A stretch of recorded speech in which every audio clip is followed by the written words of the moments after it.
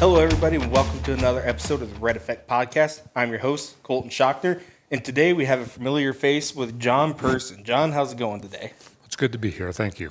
Sounds good. So, John, today we are going to talk about Red Shield. Now, Red Shield's a fairly unique product in terms of mass agriculture, especially on row crops in the Midwest. So, can you give us a little insight about why growers should be using Red Shield and where they should be using it? Well, Red Shield is a kind of a unique product that's multifaceted as far as where it can be used and when. It has many effects on the plant. It's got potassium in it, which helps the phloem and xylem tubes works well, keeps things from happening that shouldn't happen. As far as some of the diseases go, it helps with the plant health. Just keeps the vascular system moving, and also the respiration. Okay. So, along with the potassium, what other nutrients are in there? Because it has a pretty substantial micro pack in it. Yes, it does. Probably the main one we would want to talk about is the phosphorus phosphate number. It helps all the products move together. There's also some sulfur. So as the nitrogen and the potassium move within the plant, and the molybdenum and those type of nutrients, they move together.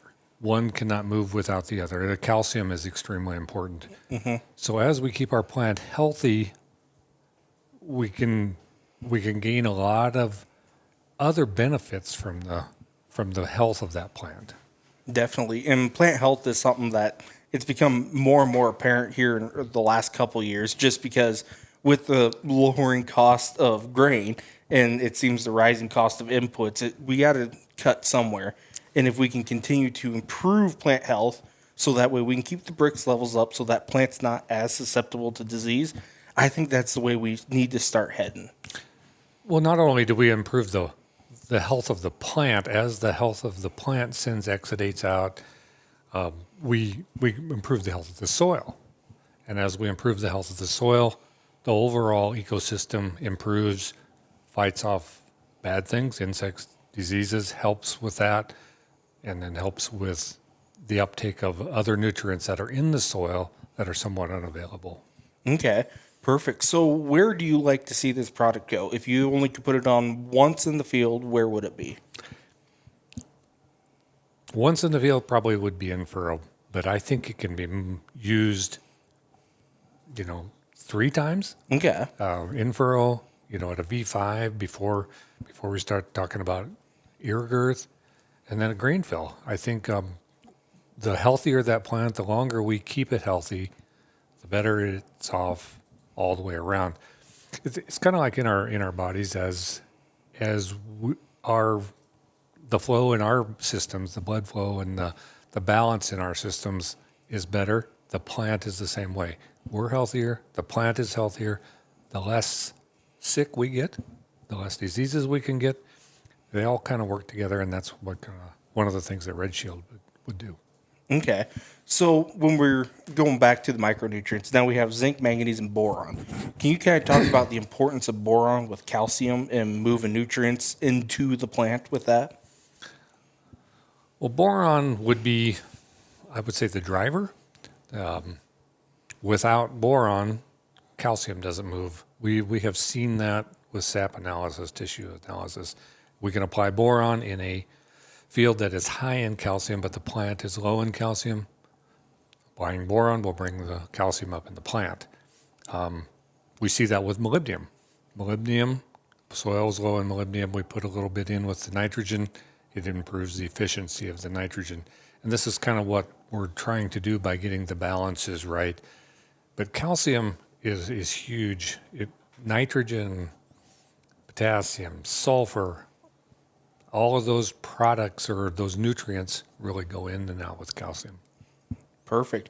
So with your experience in the field, if a grower were to try this, what should they expect to see by using Red Shield? We'll call that a VT application mixed with their fungicide. In a VT application, we're probably getting into some stressed periods of time. We could be getting, especially on rain-fed ground, we would be getting into drought stress. Anytime we can help limit that kind of stress, mitigate drought stress, it's huge. Water efficiency in grain-fed ground, is the bottom hole in the bucket. That's the most important thing we can do is get that efficiency up. And I think that's where we would see a huge benefit. Yeah, especially with that potassium. They say potassium is the water nutrient because it controls the plant stomata. So if we can help control that and help make it better, and like you said already, with the potassium, we're leveling out that N-to-K ratio and just making that plant more efficient. Correct. There's been some work done. It's been in Colorado mostly, but they talk about 11 bushels per inch of water that's available, and they've gotten it up as high as 17. Well, if you can just move that up, 1 bushel per inch of available water in a typical year, you'll probably gain yourself 10 bushels of corn. That's a gain that is just unreal for, very little investment. That is really impressive because around your area, so the Columbus area, how much water holding capacity does that soil have? A lot of it depends on the valley. The sandy valley can have as little as 2 or 3 inches. If you go up into the hills of, in Hamilton County or, the clay hills, we can hold probably 10 or 11 inches without too much in the top 3 feet. But it's still water available to the plant, and we really need to capitalize on that. Definitely.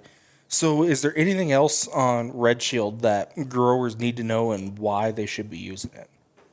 Well, I think probably the biggest benefit is when we talk about plant health. Well, we just say plant health. Well, what is plant health? Plant health is the ability to fight off negative things. Mm-hmm. And, it's the same way with ourselves, the ability to fight off the disease, the cold, the flu, or whatever it is, in the plant, the gray leaf spot, the southern rust. Those things are in our environment, and we cannot change that. Mm-hmm. So it's just the ability for that healthier plant to fight off the negatives, whether it be droughts, too much rain, any of those. Okay. Now, when we move to insects, so it's amazing how insects can see the plants that are weak compared to the plants that, say, have a higher Brix level. So would Red Shield help with that, creating a higher Brix level in the plant? So I'm not saying it prevents insects, but it makes it less desirable for those insects. Right. As the Brix level goes up, the desirability to the insect is not as great. It does not kill them. Mm-hmm. Does not lower the numbers that you probably have, but it would lower their effect on the plant. They maybe wouldn't choose that plant to go after. We've seen that for years now this is from many years back. A starter fertilizer a pop-up fertilizer would be used. That corn would come up greener than the neighbors. This was probably 40 years ago. Well, the corn borer was attracted to that plant. Okay. So the attraction to the plant is a huge thing. We don't think about it a lot, but it is a very viable means to help not maybe control, but to mitigate the desire for that disease or insect to come to the plant. Perfect. All righty, John.